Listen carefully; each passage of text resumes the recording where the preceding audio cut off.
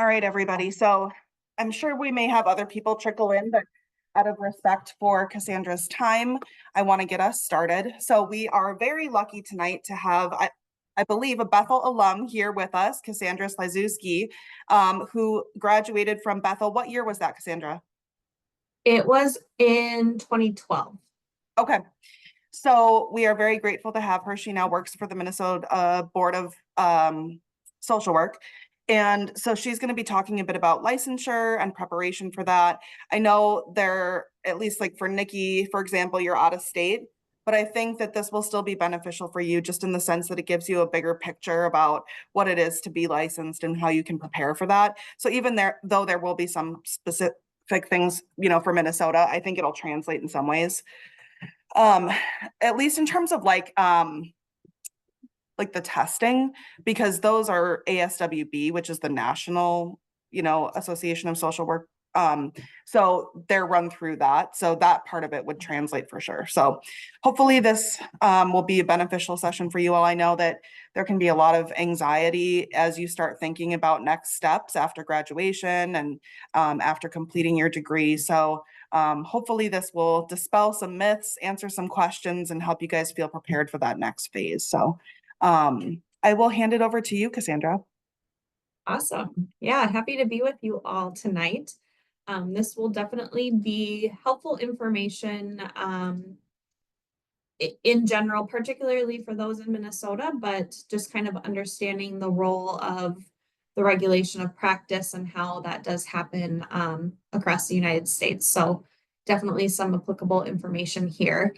But the kind of agenda for this evening, I'm going to talk through the role of the Board of Social Work and the mission, the Social Work Practice Act, standards of practice, and then pathways to licensure in Minnesota. And then I do have some slides on more exam specific information. So we should be able to get to that and then potentially continuing education information as well. So I am just going to jump right in. I want it to be informal. So if you are comfortable interrupting me with questions with your voice or by chat, feel free to do that. You don't have to wait for me to ask. Emily, if there's things that you think I should expand more on or, things that you think might be helpful Sure. because you know this group, just feel free to Yeah, kind of jump in with that too. So, definitely. And don't feel like you need to moderate the chat. I can certainly do that and then let you know if there are questions. okay, perfect. That sounds great. All right, well, we're going to talk about first the Board of Social Work and social work regulation. So the Minnesota Board of Social Work is an independent state regulatory agency. So our whole purpose for existing is to regulate practice of social work in the state. We are part of the executive branch of government, so we are held accountable to the legislature, the governor, other state agencies and stakeholders, but most importantly, the public.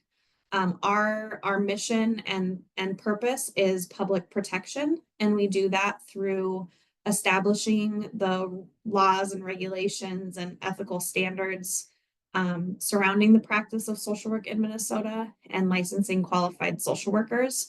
And then we are also the agency that investigates complaints that come in about social workers or the practice of social work and resolve any of those that come in. One kind of notable thing about the Minnesota Board of Social Work is that we are entirely fee supported. So our day-to-day operations from processing license applications, supervision requirements, doing presentations, public outreach, all of that is funded through the fees that are charged for application, licensure, renewal, all of that. There are states that fund their boards differently. They fund them through general tax dollars that come into the state, but Minnesota does not do it that way. And then our board is made up of two different groups. So we have the 14 staff members. I'm a part of that group, and we do the day-to-day operations and work of the board. And then there are 15 board members. These board members are appointed to 4-year terms by the governor, and that's a whole kind of application process and appointment process that happens. And of the 15 board members, 10 of them need to be licensed social workers, and there has to be representation at each level of licensure, as well as various representation in areas of practice. So we have school social workers, higher education social worker, nonprofit, kind of getting that mix of perspective and ideas on the board. And then those remaining 5 board members are just members of the public. So they don't have any education or background in social work, but they're serving those interests of the public at large.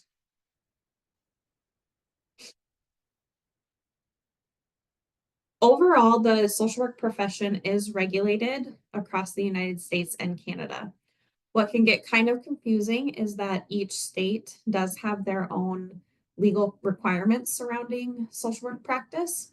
So probably one of the bigger examples I can give of that is in the state of Minnesota, we do license at the bachelor's level. There are a lot of other states that do not license bachelor's prepared social workers. So Colorado is one that comes to mind. They only have graduate level licensing and clinical licensing. So as future practitioners in the profession of social work, it's your responsibility to know what the requirements are of the state that you're going to be practicing in, and then making sure that you're following those regulations and that you're in compliance. I would just jump in if it's okay, Cassandra, and add Yeah. that like it also kind of depends in some states what your area of social work practice is going to be, whether they require you to have a license or not. So for example, when I practiced in California, I did child welfare and medical social work and teaching and was not required to have a license for any of that because I wasn't doing individual therapy. So Mhm. even though like every state has a licensure situation at certain levels, it may depend even on your role in social work. So it's not even just about your level of education, but what type of practice you're doing. So again, it goes back to Exactly. like what state you're in. Yep, that's exactly right. And we'll talk a little bit about to expand more on what Minnesota considers to be um, social work practice and what falls under a license requirement for that type of area of practice. So we'll go through more of that. It gets very complicated as you're trying to move from different states to figure out what some of those requirements are, especially because there's not one national license. So you can't just get like a United States social work license. You have to have an individual social work license in each state. So we actually have one Minnesota licensee that has 23 different social work licenses because she provides telehealth services, therapy services. So she has to hold all 23 state licenses to do that practice. One positive thing that's come from this last legislative session is Minnesota did pass a social work compact bill. So we will be part of a multi-state licensure compact, which means once the compact commission is up and running and has all of their rulemaking and everything completed, you would be able to apply for a social work license in your home state, so Minnesota, for example, and then you could apply for this multi-state license. And once you receive that, you can practice in any member state. Right now, there's 22 states. So that one license would allow you to practice in those 22 states. So Which you that's guys is huge helpful. progress professionally for us. Huge. Huge progress. Yeah. And unfortunately, Wisconsin and North Dakota have not joined that compact, which is a bummer for Minnesota folks. But the good news is it doesn't so there's 22 member states right now. That number can and likely will continue to grow. So those other states could always join it down the road once their states pass that legislation. So yeah, definitely progress, definitely good news for that practice mobility and just ease of providing those services. I would add too that even within like the state of Minnesota, it can vary depending on employer to what extent they're willing to take any amount of liability if you are having a session, like one telehealth session with someone in another state, Mhm. before you see them in person, but like if there's going to be in-person follow-up, or maybe they've been seen by your agency in the past in person, and so they're willing to let you do a telehealth visit because they have previously had in-person contact, even if they're out of state. So there's also that piece too of like understanding your own agency's like requirements. Yeah, yeah, very good point. So in Minnesota, the law that regulates the practice of social work is Chapter 148E. This is a very, very important piece of legislation for you to understand as future practitioners. The side of the slide here with the smaller bullet points outlines kind of what's within the law. So the definition of what social work is, when a license is required, what continuing education hours you need, all of that is outlined in the law.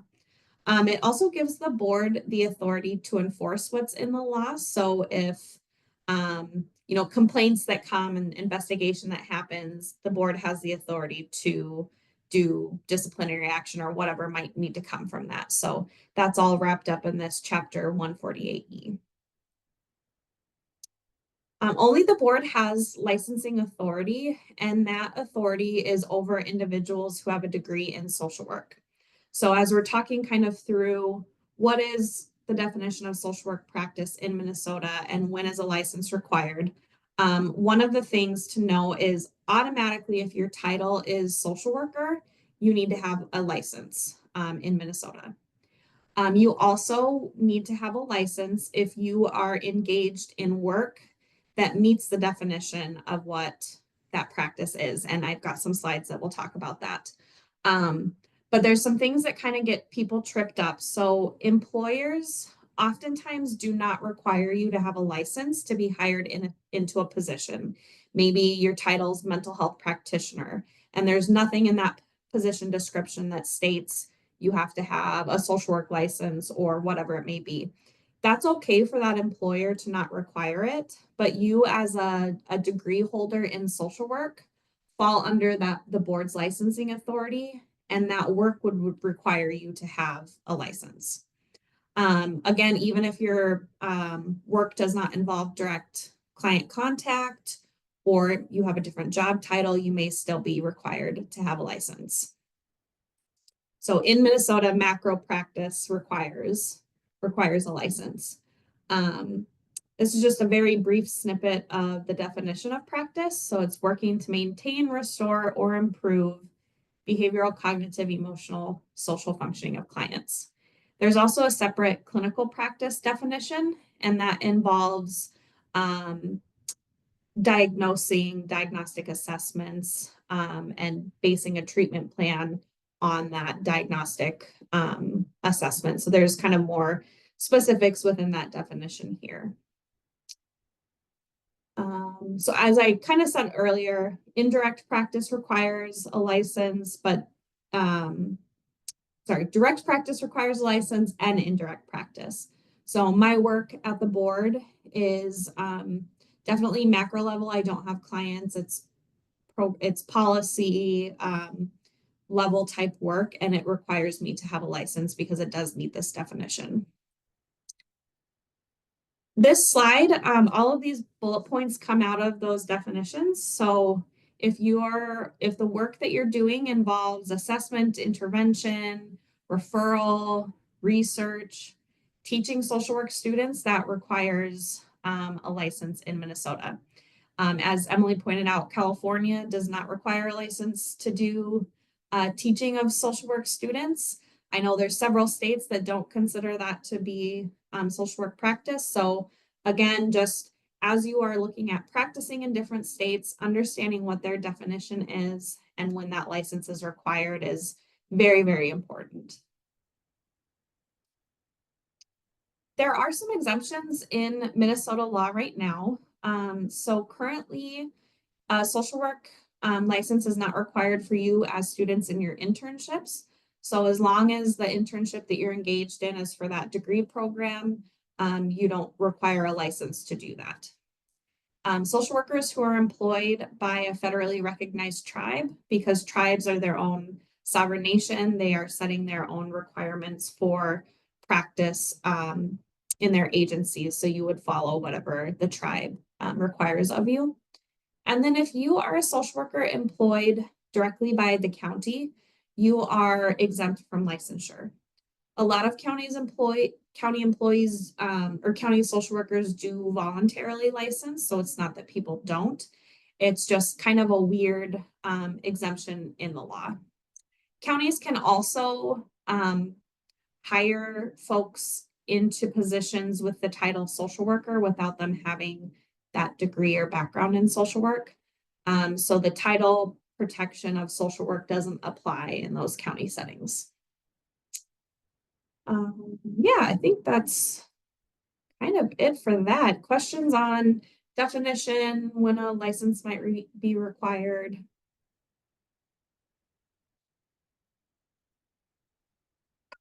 All right. Well, let's talk through the standards of practice and how this relates to public protection. So the statutes referenced on this slide here are the specific sections that we call the standards of practice.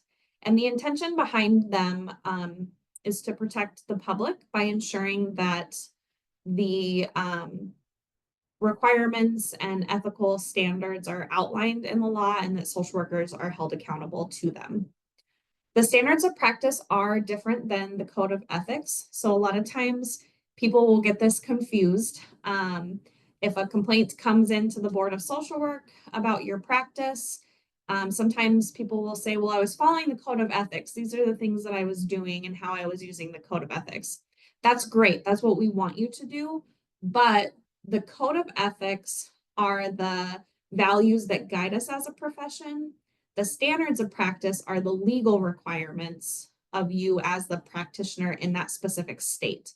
So that can look different than the code of ethics. So it's important that you understand both the standards of practice in the state that you're in and the code of ethics. This slide lists the most common complaints that we get at the Board of Social Work. We get over 500 a year, complaints in a year, which is a lot. But the good news is the majority of them are dismissed. So reasons a complaint might be dismissed is number one, if they're not a licensed social worker. So let's say it's an exempt, county employee. We can't investigate because they're not licensed. The other reason would just be if there's not enough evidence a violation occurred. That can happen a lot. We work with, vulnerable people, people in situations that aren't always fun to deal with, and people get upset. And so sometimes those are the complaints that we get in. The two that I will highlight though are the top two bullets. So unlicensed practice, that's a huge one that happens unintentionally, but it still happens. So we'll talk through, as part of the presentation, timeline for when you can submit your application for licensure, temporary license options, but essentially unlicensed practice happens when you start a job, even if you're only doing HR paperwork and orientation, you've got a hire date for a job that is considered social work practice that requires you to have a license, and your license has not been issued yet. That period of time that you're engaged in that work is unlicensed practice, and you're subject to a fine for that. So again, we'll talk through how to avoid that. The other scenario for unlicensed practice that tends to happen is you let your license expire, but you continue to do that, psychotherapist role or whatever it is. And so that time that you have that expired license is unlicensed practice. And then I'll highlight the impairment one. So impairment is of the social worker themselves. So if you have, if you're unable to practice in your position with reasonable skill or safety due to maybe a chemical substance use concern, maybe a mental health concern, that can be a public protection concern and a reportable issue to the board. So as part of kind of addressing that, Minnesota has a program available called Health Professional Services Program. And it's a non-disciplinary diversion program available for licensed mental health professionals. And you can get evaluation and treatment for whatever concern you may have, and get out of kind of the board's compliance process and into assistance you may need. This is something that you can refer yourself to, you can refer colleagues to. It's available again for all licensed health professionals in the state. So even nurses or doctors or whoever can use this program. Questions on that? There was one question in the chat, when you were talking about, unlicensed practice. Yep. And Bradley asked, would that also count for if your current job would require a license once you have the degree, but it isn't issued yet? Yeah, so if the job that you have now, once you get your degree in social work, you would need to have that license when your degree is conferred. So that's one of those tricky scenarios where I will probably recommend to you a temporary license option to help cover that time while you're waiting for your full license to be issued. But yes, even if you're currently in a job, as soon as you get your degree, it would turn into that unlicensed practice because now you're a degree holder.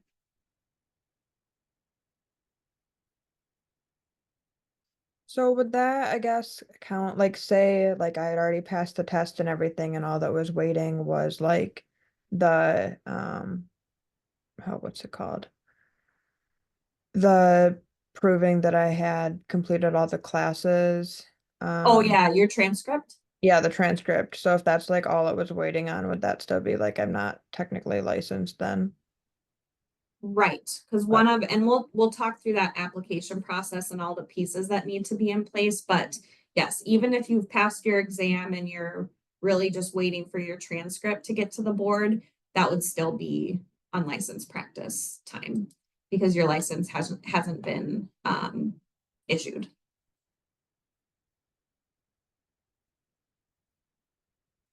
All right. Well, I'm gonna jump in now to talking about the paths to licensure. So so we have two pathways to licensure now in Minnesota. The first one is the exam route. So your typical, you take your exam, pass, get your license. The provisional license route is obtaining licensure without taking the exam. So I'll kind of compare and contrast each one as we're going through the steps, but just kind of a high level overview. Licensure by exam is our standard pathway, and you're eligible for this once you have a degree in social work, you've passed the national licensing exam, and then you get your license. This pathway meets other state licensure requirements. Most states, particularly at the master's level, when they do license, require a passing exam at this point. It also currently meets the compact license rules that are in place. This has not been finalized for this compact licensure, but it would meet that eligibility requirement for needing to have that passing exam. The provisional license is an alternate pathway, and you are eligible for this once you have your degree in social work. You do not have to attempt the exam with this pathway. So you would graduate, get your degree, and then you would be issued this provisional license.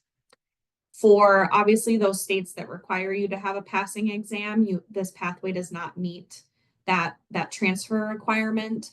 We have also gotten feedback from licensees that they have had difficulty getting third-party credentialing.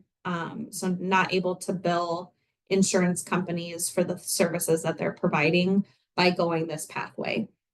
I I guess I can't remember if I said this at the beginning, but the provisional license pathway became effective October 1st of this year. So we still have only, a couple months of data and feedback on how this is all going. So what I'm presenting on this slide is more just what we've heard so far, not a ton of information since it's still so new.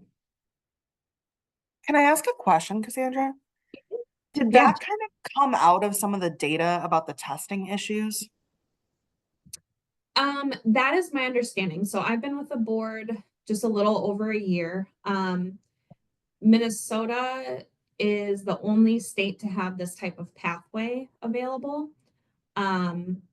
This pathway has been around in statute since the early 2000s, but it was for those who are English as a second language, born in a different country, and had an exam attempt. So very small pool of people actually have this. So this changed where it's open to anyone with an accredited degree in social work. Was coming out of the disparities with that data release with the test. Just for students, for your awareness, there have been some studies in the last few years about sort of the effectiveness and appropriateness of the ASWB exams, which are what are nationally used, right, for testing for licensure, and some concerns about disparities and the testing, not being equitable. So for a variety of reasons that I won't take up Cassandra's time to talk about, but that's something we can talk about another time. But that's a macro social work concern. I think a policy issue that certainly social workers have been concerned about is the data suggesting that particularly people of color are disadvantaged in this exam process. So we can talk about that more, but that's kind of what I was referencing when I asked about this, because that data has been a huge piece of conversation in professional social work communities. Like when I go to conferences, that's a huge topic coming up around sort of ethical concerns with the exam. So anyhow, that's why I asked about that. Mm-hmm.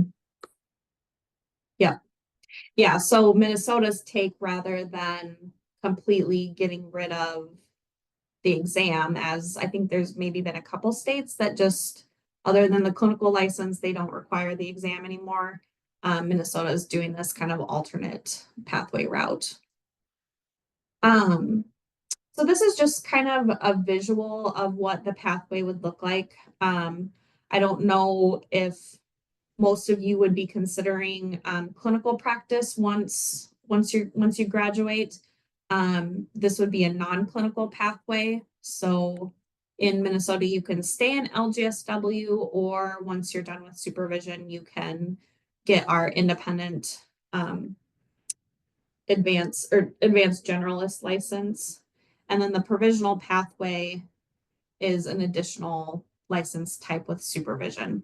It'll make more sense as we go along. I'm assuming, just so I can kind of gauge what I focus most on. Are most folks interested in clinical practice? I see some head shakes. I would say Generally, most are. Okay. Okay, sounds good. I won't focus too much then on this non-clinical pathway here. So I'm just going to skip over. Okay, so the clinical pathway or clinical practice side-by-side comparison. So if you take the exam route, you would be issued your LGSW license. You would do supervision. And then once you're done with that supervision requirement, and we'll talk about what that is, you would take your clinical exam, and then you would, when you pass, get your clinical license. With this provisional pathway, the provisional license takes the place of that exam. So you would get the provisional LGSW, do supervision, then get your LGSW, do that supervision, and on down the line here. So as a timeline example, if you take the exam pathway, you are looking at 2 to 4 years of supervision in total, depending on, and again, we'll talk about that requirement, but if you're working 40 hours a week with no breaks of employment, 2 to 4 years of supervision before you could move on to your clinical license. And then with the provisional pathway, you're looking at 4 to 6 years of supervision. That additional supervision time is in place of the exam. Is there, Cassandra, once a person has completed their supervision hours, is there a time frame by which they have to apply for LICSW? There is, you have up to 8,000 hours of practice under supervision as an LGSW. So 4-ish years if you're working full-time before you would have to pursue your LICSW. So I'll talk about those timeframes coming up. All right, let's start first with the application process. So in Minnesota, we have 4 license types. When you are graduating, you'll be eligible for our LGSW licensed graduate social worker. So the first step is to submit an application and fee. Is there anyone on here that's already licensed in Minnesota as an LSW? I am. Okay, we've got 1, 2, maybe. I am. Okay. Okay, so for those that are already licensed as an LSW, you do not have to repeat your background check. So your process would just be submitting your application for your LGSW. For those that are not currently licensed in Minnesota, you will have to do a fingerprint-based background check. Even if you've already done one for your internship practicum agency, you are still required to redo it. Federal law doesn't allow for that background check information to be passed from one agency to the other. You can apply for your license 6 months or less before you graduate. So if you're graduating in May, you'd be eligible to start applying for that now. And then your application is good for 1 year before it expires. The next step is to complete your background check. You'll want to make sure you're checking your email as the CBC program office communicates and gets forms sent to you by email. And you'll want to start this process as soon as possible, as it can take a little bit of time to get this back. This one program office processes all health licensing boards, so they get a large volume of folks that they need to process. The next step is to take your exam. So the board will send you a letter in the mail letting you know you're approved to register for your exam. ASWB is the Association of Social Work Boards. They are a totally separate agency from the Minnesota Board of Social Work. So you will contact ASWB directly to register for that exam. It's a $230 exam fee that you pay to them. And then if you need any non-standard test arrangements, that's something that you will need to request and get approval from ASWB before you actually schedule your exam date.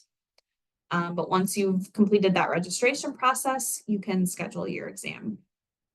I believe it was Riley might have mentioned this, but so passing the exam, even though it's super exciting and awesome, it's not the same as having your license issued. So this is one of those scenarios of that when that unlicensed practice time can happen. So I just like to really highlight that you're getting close at this step in the process, but you're not quite there yet.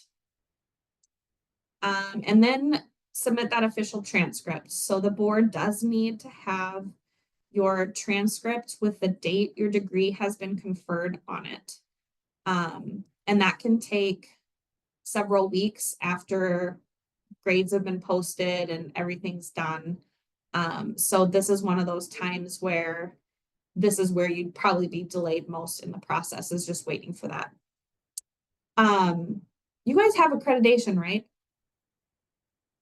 The full accreditation? Yes, I'm sorry, yes. Okay. Okay, perfect. I thought so, but then all of a sudden I had a panic, like, oh no. Yeah, we got it. Okay, awesome. Yay.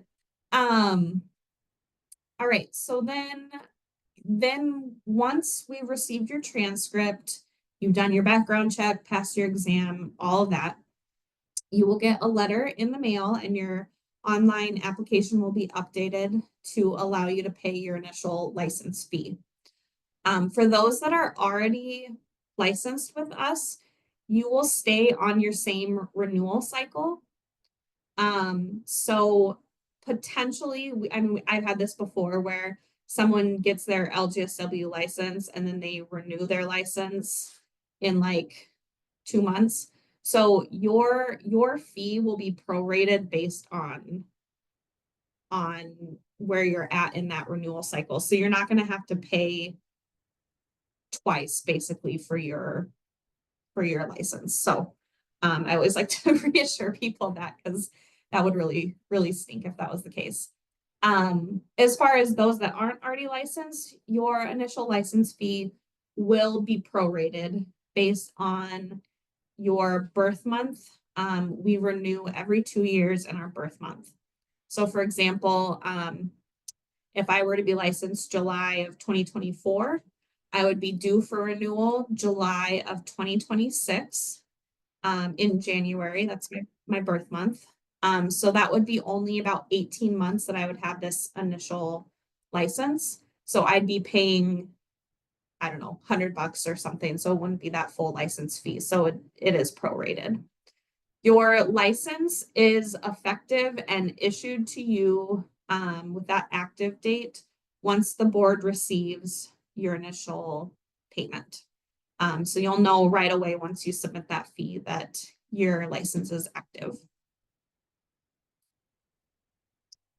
As far as helping to cover that potential unlicensed practice time, if you're planning to start a job right away, and you're waiting for that transcript to come, this temporary license is a really, really good option for you.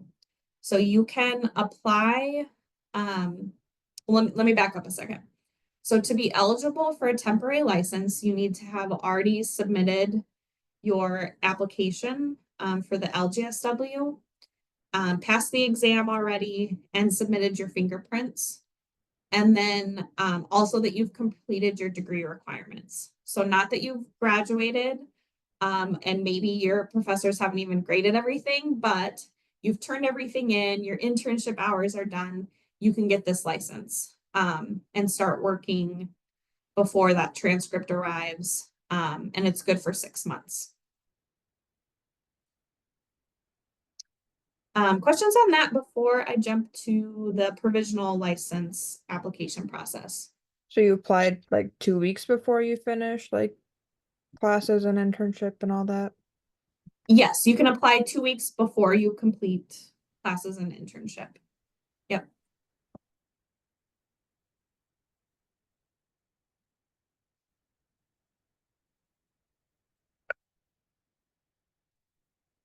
All right.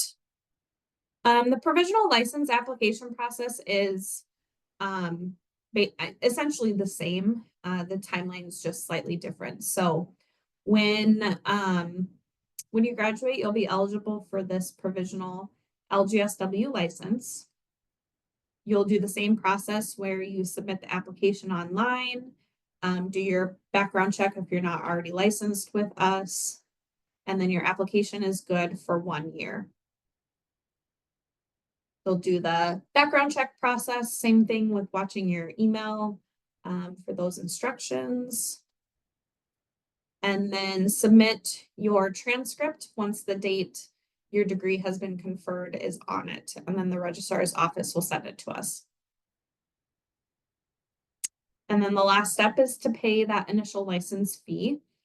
With the provisional license, it is non-renewable and it's good for up to 3 years. Most people get done with a provisional license in about a year, but you have up to 3 years on it. And again, your license is not effective until the board receives your payment. And then just a kind of summary of the 2 pathways as far as application and everything goes. So with the exam pathway, You can apply 6 months before you graduate, take your exam before you graduate if you want to, and then you're eligible for that temporary license to help you get working quicker. With the provisional pathway, you do have to have your degree conferred and the transcript at the board's office before you can have your license issued. So you're not eligible for the temporary license. You have to wait for this. And we are recommending that you apply a few months before you're going to graduate with this provisional pathway, because that'll give you time to do your background check and have that processed. You technically could apply 6 months before, but you're just going to kind of sit there and wait since you actually have to have your degree first. Questions on that process? Do you have any recommendations for like where to get fingerprinting done? I believe most like sheriff's offices do them, Or police stations. or Okay. police stations. Yeah. Just like set up an appointment or walk in or I think most of them you can make an appointment online. okay. And I think when I did mine for Minnesota, like I called the station, like the area I wanted to go to, and they told me just walk in. So I think if you just call ahead and ask like, hey, do I need to make an appointment or can I just walk in? Okay.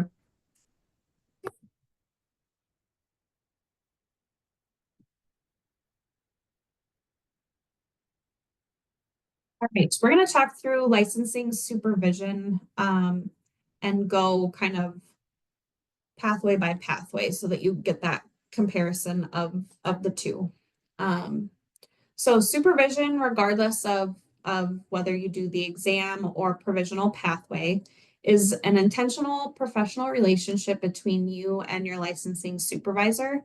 And you're essentially just having a mentor to help guide you and develop your skills as new practitioners in the field. Your licensing supervisor is not required to be employed in the same agency as you work. I do highly recommend, as you are interviewing for future jobs, that this is part of the conversation that you have. Is there supervision provided by the agency?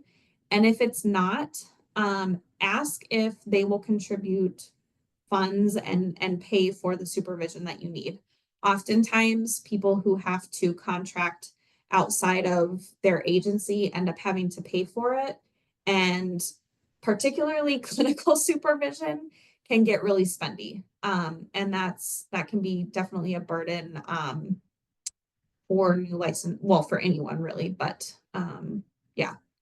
I definitely encourage you guys, like Cassandra said, not only to ask if it's offered, but to push for that like reimbursement if you're going to have to pay out of pocket for it, because that essentially you can consider that part of your benefits, right?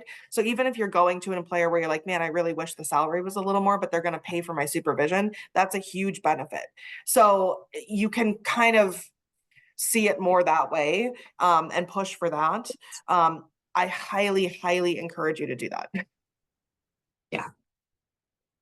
Yeah, I've heard some crazy numbers thrown out there of how much supervision can cost. So, which I mean, people are providing their expertise and their, so I'm not making a judgment on on the cost, but just acknowledging that is a burden for sure. I'm just gonna skip over. Oh no, I guess this does have the two side by sides. Okay. So we'll talk through the supervision for the standard pathway first. So if you are going to be in non-clinical practice, it is a one-time requirement for the first 4,000 hours that you're working in social work. And then once you complete your supervision hours as an LGSW, you can remain an LGSW for the rest of your career if you're in non-clinical practice, or you can apply for the LISW license. So for non-clinical practice, you need 100 hours of supervision, and they need to be evenly distributed through 4,000 hours of practice. So if you're someone that works 40 hours a week, you will work 160 hours in a month, and you would need 4 hours of supervision every month.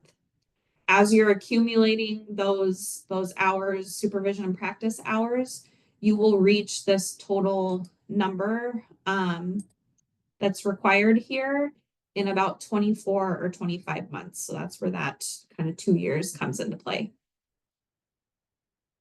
Of the 100 hours that you need, at least half of them need to be one-on-one with your supervisor. So that can be in person or eye-to-eye electronic media like we're doing now, or FaceTime, that's considered eye-to-eye electronic media. The other half can be anything in this blue box. So group supervision, talking on the telephone, or more one-on-one if you want. For clinical practice, supervision is an ongoing requirement until you obtain your LICSW license. So even if you hit the minimum hours that I'm about to talk about, because you're an LGSW in clinical practice, you have to keep that supervision going until you have your LICSW license.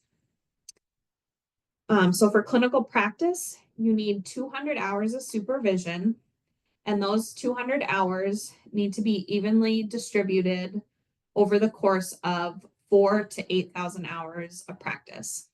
The reason there's that ratio is that you can do either 4 hours of supervision or 8 hours of supervision and max it out. So if you are working 40 hours a week, you'll get 160 hours of practice in a month. And if you do that maximum 8 hours of supervision a month, you will get all the hours you need by the time you hit those 4,000 hours of practice. So that'd be about 2 years. If you are only able to do, 4 hours a month, the minimum amount, it'll take you those 8,000 hours of working, so 4 years, to get those 200 hours of supervision. So it's a lot of numbers that I'm throwing out there. Hopefully that makes sense. Go ahead. Oh no, that's okay. Go ahead.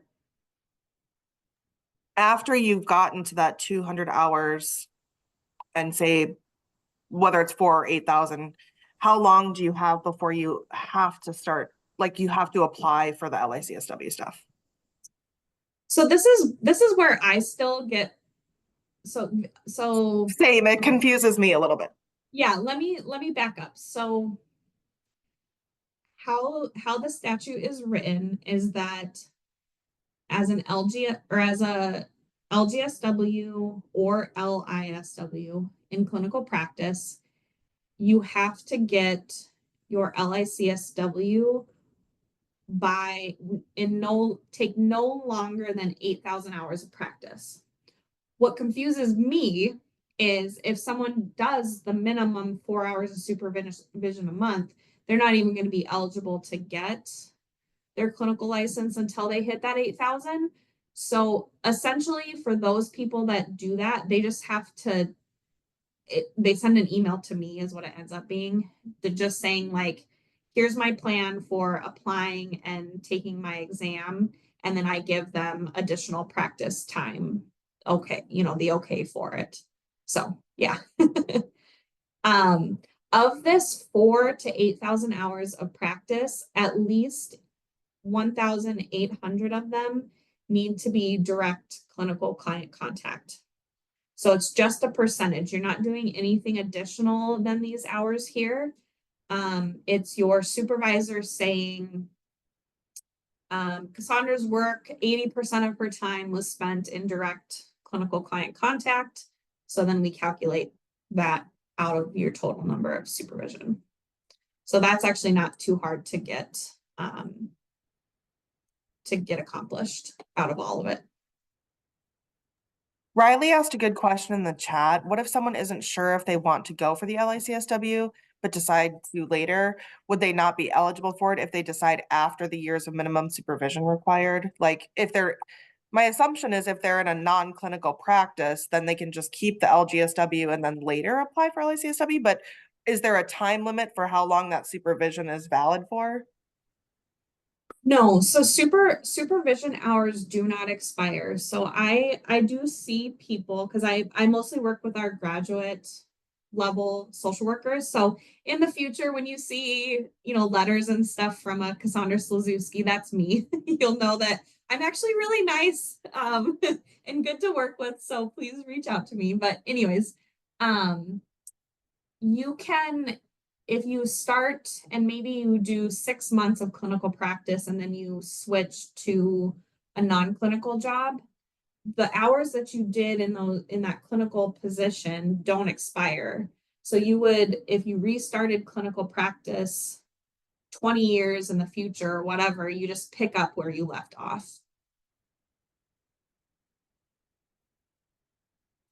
There are, so this again goes back to the confusion, how it's confusing from state to state, but some states, like my sister, she's a clinical social worker in Texas. She had, I think, 2 or 3 years after graduating with her MSW to get her clinical license. Like they had to do it in 2 years, or I don't really know exactly what would have happened, but so it's different in Minnesota that we base it all off of the actual hours versus calendar time. So same ratio that I talked about before, that of the 200 supervision hours, half of them need to be be one-on-one with your supervisor in person or electronic media. The other half, any combination in this box here. As far as who can provide your licensing supervision, all supervisors need to have completed 30 hours of training in supervision before they're eligible. And my understanding when I talked with Edie last week or the week before, you all have a course in your program that would cover this 30 hours of training in supervision. So if you in the future wanted to provide licensing supervision, you would use that course from your MSW program and that would cover it. So that was good to hear from her last week. But as far as who can provide your supervision, if you're an LGSW in non-clinical practice, then any of the license types in the green boxes can provide your supervision. If you are in clinical practice, it does need to be an LICSW providing that supervision. We do have an alternate supervisor provision available. So up to 25% of the hours that you need can be provided by another licensed mental health professional. So a licensed marriage and family therapist, LPCC, LMFT, someone like that can do your supervision.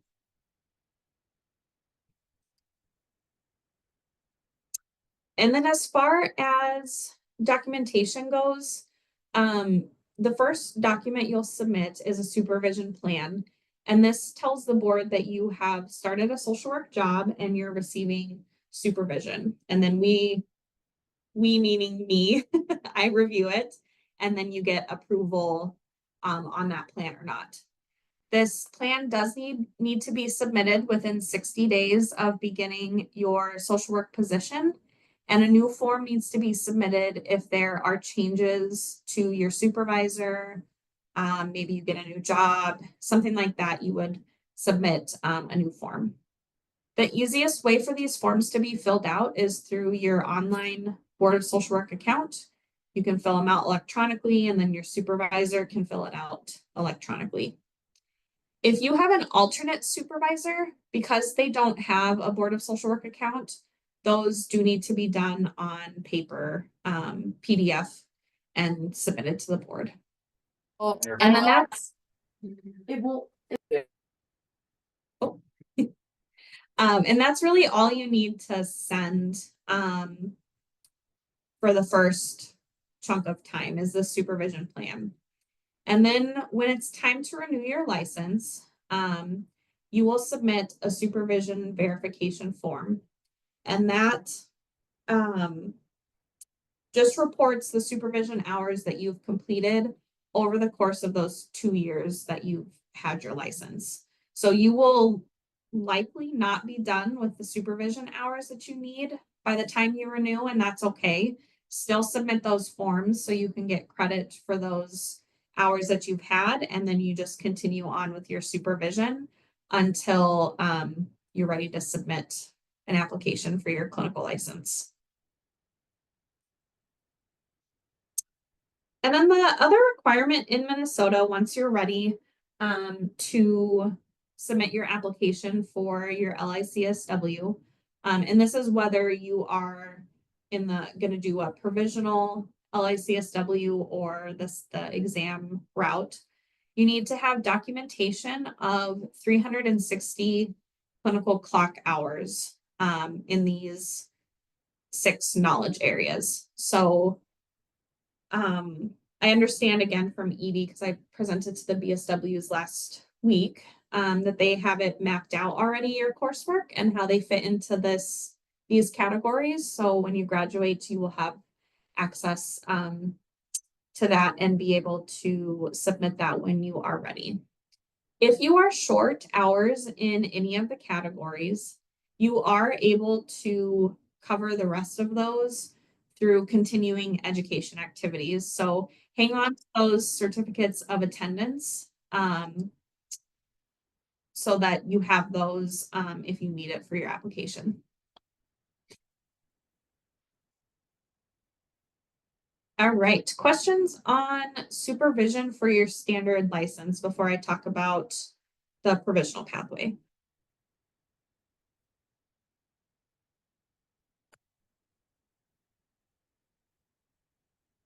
All right.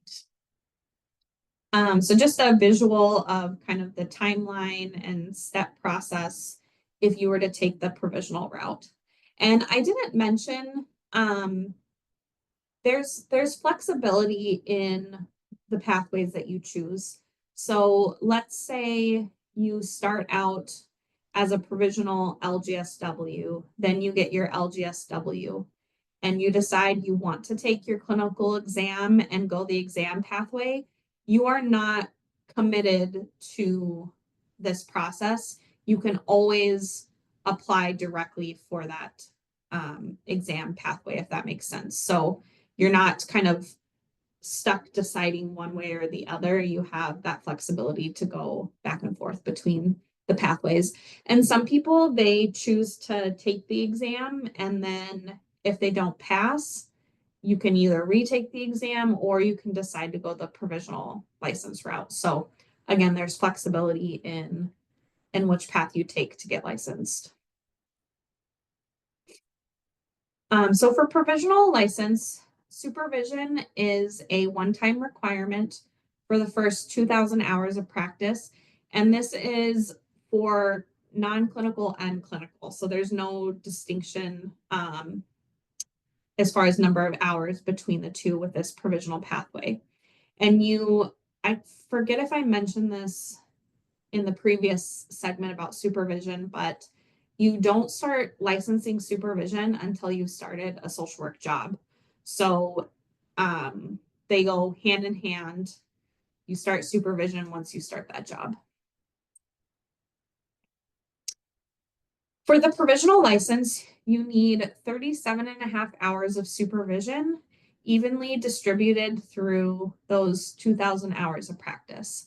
So if you're someone that works 40 hours a week, you will get 160 hours of work in a month, and you would need 3 hours of supervision a month.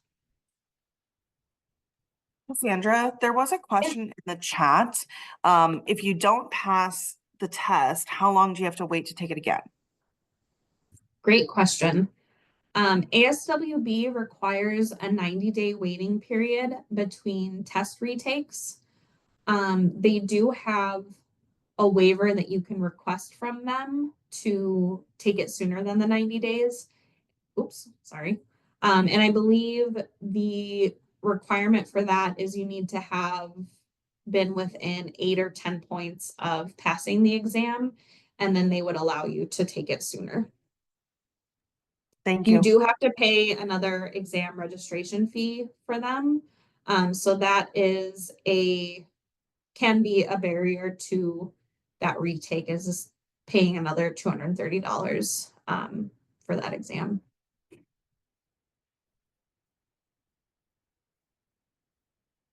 All right. And so for the provisional license, the 37.5 hours of supervision, half of them need to be one-on-one supervision, just like I discussed earlier. And then the other half can be anything in that blue box there, whatever combination. And then same license types can provide your supervision. So if you are in non-clinical practice as a provisional licensee, any of the license types in the green box can do it. And then if you're in clinical practice, it does need to be an LICSW. And then that alternate supervisor provision is available as well for up to 25% of your hours. For documentation, right now, our IT, like online system vendor, they're working on updates to the website so that hopefully we'll be able to do online submission for provisional license. But for now, it does need to be done on the paper PDF download. And you start off with a supervision plan, just like your standard license. It does need to be submitted within 30 days of starting your social work practice. So a little quicker turnaround time. And then a new form to be submitted in 30 days if there's changes.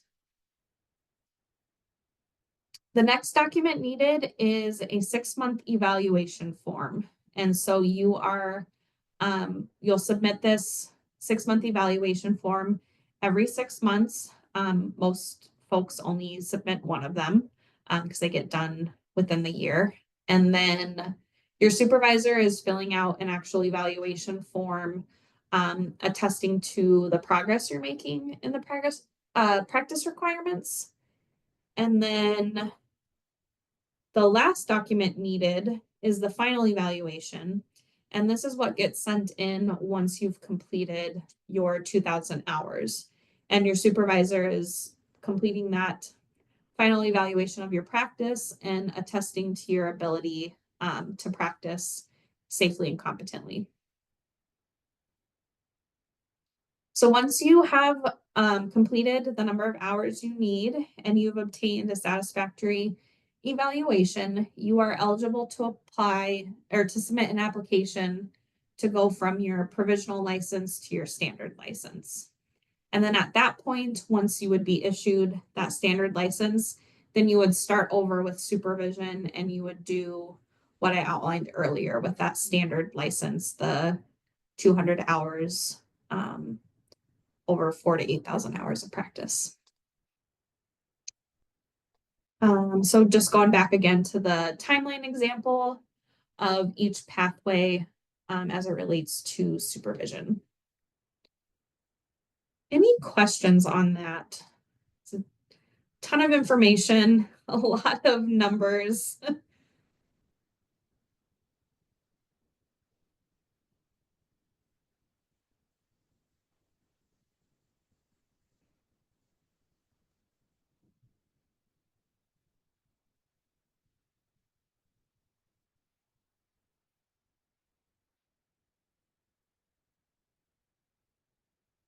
I do have, I can go on now to information on the ASWB exam.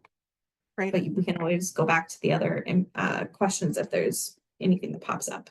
And definitely, you guys, if you have questions, it is very awesome that we have the opportunity to have Cassandra here. So take advantage of this for sure. But I think the ASWB stuff will be really important too, especially for our out-of-state folks. So I want to give that space. Yeah, so ASWB is the national or the agency that owns and operates the national licensing exam. So this this information is applicable across the United States. The exam is 170 multiple choice questions, all computer based, and there is a 4-hour time limit standard for that exam.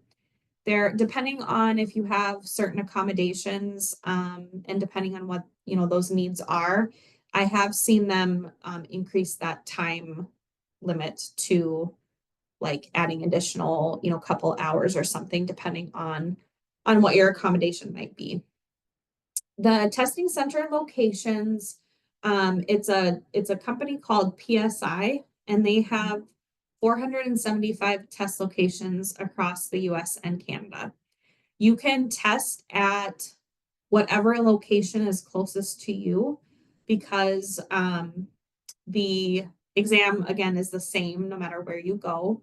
And then whatever licensing board that you apply with, that's who PSI will or ASWB will send your exam results to. So if you apply to the Minnesota Board of Social Work, but you take your licensing exam in Texas, the results will be forwarded to us in Minnesota. In 2025, PSI and ASWB are intending to roll out a remote testing option. So what that would be is you could be at home with your own laptop taking your licensing exam. There's obviously like security things and whatever that goes with that, but a really nice, possibly a really nice option, especially for folks that maybe mobility is a concern or there's, just other things that come up, test location anxiety, stuff like that. As far as exam scoring goes, once you complete your exam, you will get an unofficial score report before you even leave the testing center. So you'll know right away if you've passed or failed. And your official exam results will be forwarded to the licensing board you've applied with. We put on here approximately 2 weeks, but it seems to happen a lot faster since it's all kind of electronic transmission. And then for those that don't pass the exam, you will receive a performance report. So it'll outline areas of the test that you did well in, areas you might need to focus on for studying. And as I talked about that 90-day waiver or 90-day wait period,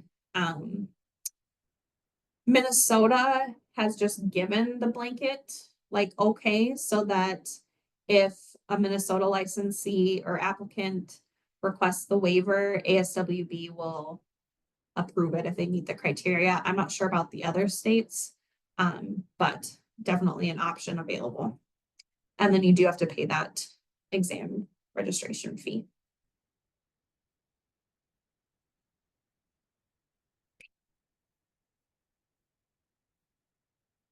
As far as test day tips, I highly recommend just looking over the exam or ASWB's website, but particularly the examination guidebook.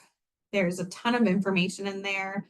It talks about how the questions are written, things to look for in each of the questions, the forms of ID that you need to bring, all of those things.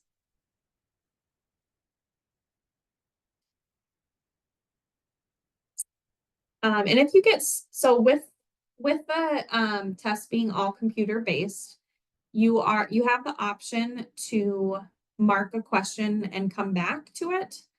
And sorry, my dog is whining in the background. Let me just let him out of this room. Sorry if you guys can hear that.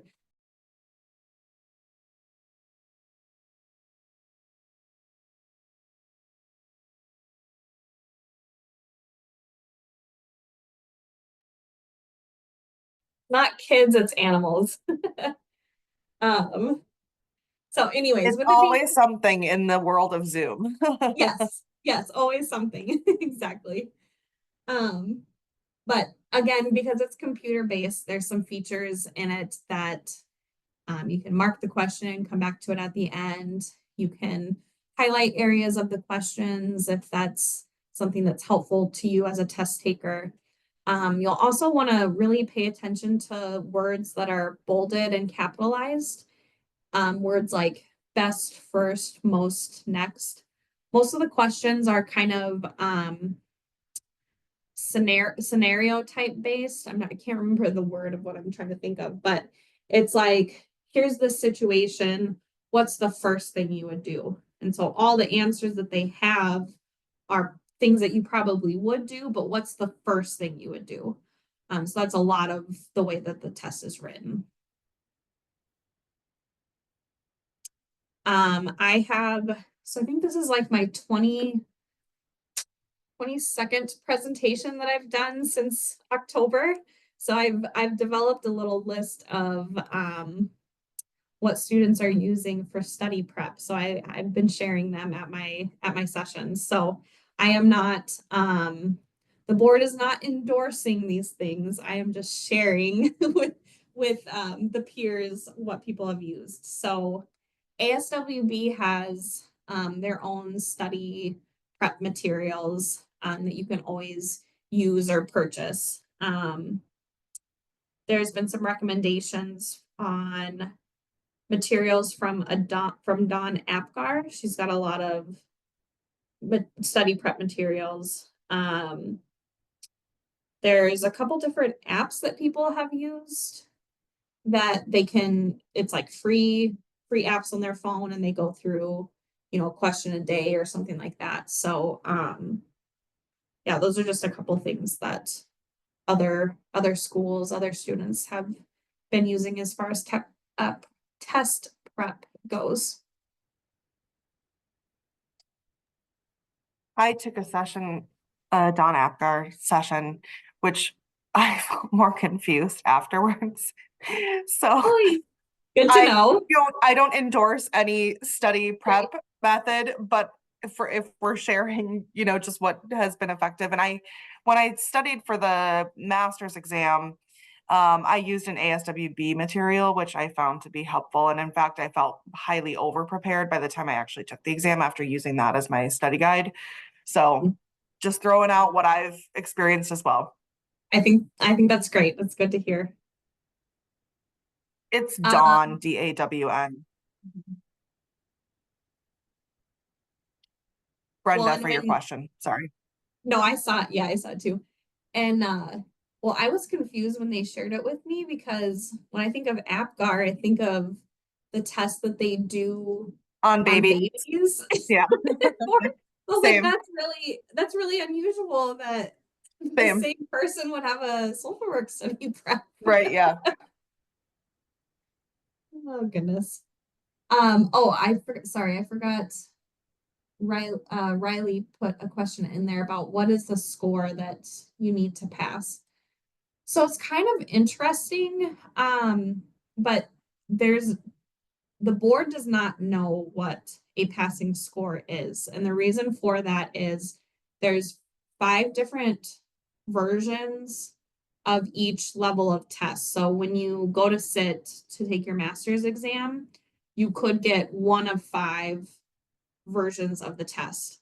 Some of the versions are harder than the other, and so the passing score is adjusted based on the difficulty of the exam. So for one person, it could be a 67 that's passing. Another person, it could be 80 that's passing. And we actually no longer get the raw number when they send us the report. We just get pass or fail. So they also, on the exam, there are a certain amount of questions that are thrown out because they are being used to test or pilot whether that question is deemed to be effective or not. So there's a certain percentage of the questions that aren't even really being scored. It's more for like research purposes for them to figure out if it's a good question to use on future exams.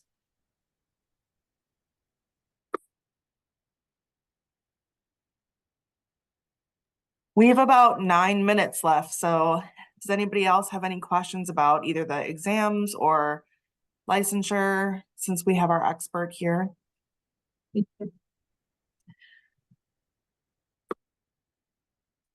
And I like to share this in these sessions because I had very little interaction with the board prior to becoming an employee.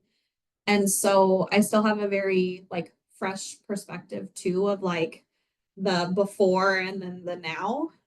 So I think one thing I would share is the board is the staff that I work with are so happy to help in any way that we can. So even though we are a regulatory board, we also want to be helpful and guide because it's a ton of information. It's confusing. It can be, case by case basis what you should do. So definitely don't hesitate to reach out to us.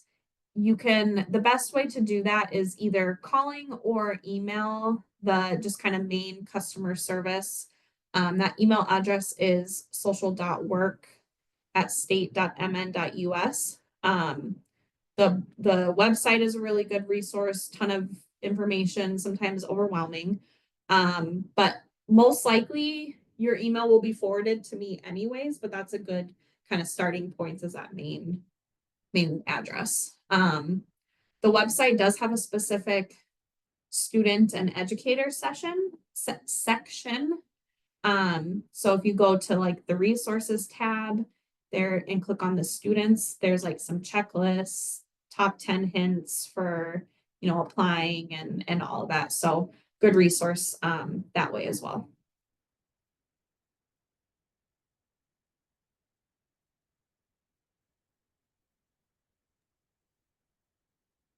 Well, I can't thank you enough, Sandra, for being here tonight and for Yeah. sharing all of your expertise. Like this is probably the best informational session I've ever seen on licensure. So Oh, very, thank very you. grateful for you taking time on an evening to be here with us, for letting us record so that we can share with some of our other students who weren't able to be here tonight.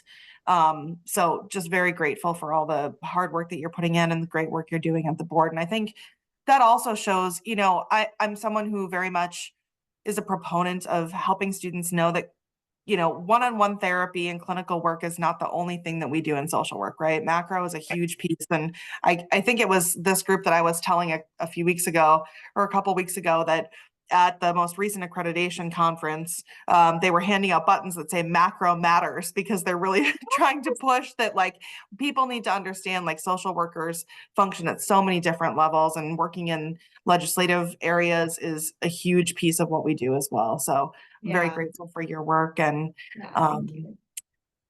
the rest of you, and Cassandra, do you mind staying on just for a couple minutes after I excuse them for like 2 Yeah, no- minutes? Okay. Yeah. So for the rest of you, I will finish up grading your 725 stuff if you're in my section, which it looks like everyone here for the most part. And I will post those grades as soon as possible. If you haven't met with me, with your supervisor for your mid-year, reach out to me. I only have a couple of those left. But yeah, if there are any other issues, let me know. Otherwise, this is our last synchronous meeting for the calendar year. So I will look forward to seeing you all in January. And I will send updates in terms of like, what are our dates for the spring? What weeks are we meeting? And I'll try to work on that this week, just so you guys have plenty of time to make arrangements in terms of whether it's childcare, work, whatever, personal life stuff. So I will get that out to you as soon as possible. And otherwise, Merry Christmas, Happy Holidays, and talk to you soon. So students, you are excused, and I will stop this recording. Thank you. Thanks.